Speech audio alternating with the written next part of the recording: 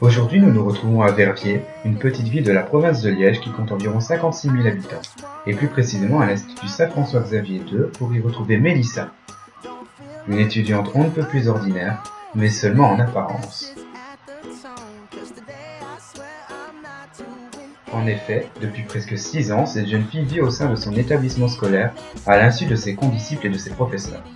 Malgré l'aspect improbable de la chose, il semble que ce soit tout à fait possible quand on voit le mode de vie de Mélissa.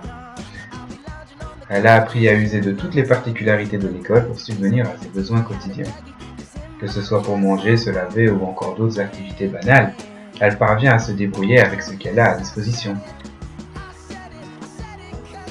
Pour prendre sa douche par exemple, elle se rend tout simplement dans le vestiaire des filles.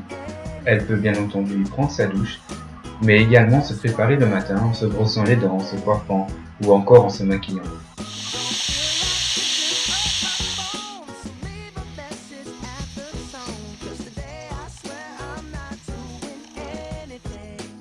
En raison de la timidité de Mélissa face à la caméra, nous n'avons malheureusement pas pu avoir une interview de sa part.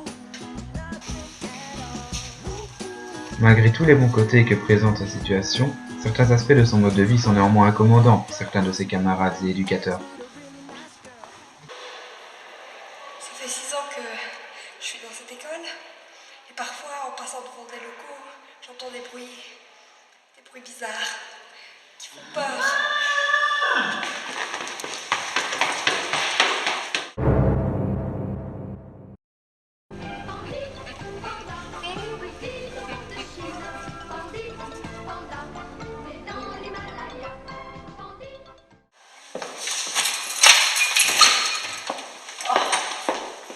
J'en ai marre, tout le temps. Je ne sais pas ce qui se passe pour l'instant, mais des détritus partout, j'en ai plus cassé. Si je trouve celui qui fait ça, il va savoir qui je suis. Effectivement, c'était Mélissa qui était cachée derrière ce vandalisme. En raison de tous les ennuis qu'elle peut provoquer au sein de l'établissement, nous avons finalement décidé de parler de sa situation à un professeur de l'école digne de confiance.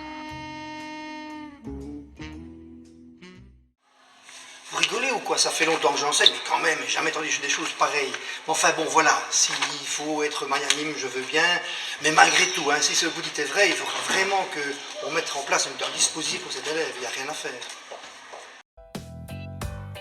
Ému par la situation de la petite Mélissa, Jean-Michel accepta de l'adopter avec sa femme également enseignante.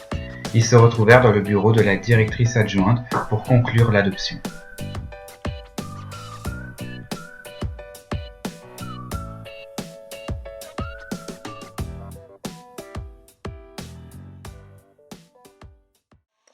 Ben voilà, mon compagnon et moi, on a eu Mélissa comme élève, malgré son tempérament, elle a toujours adoré. Donc franchement, l'idée de l'adopter a été très facile à prendre pour nous.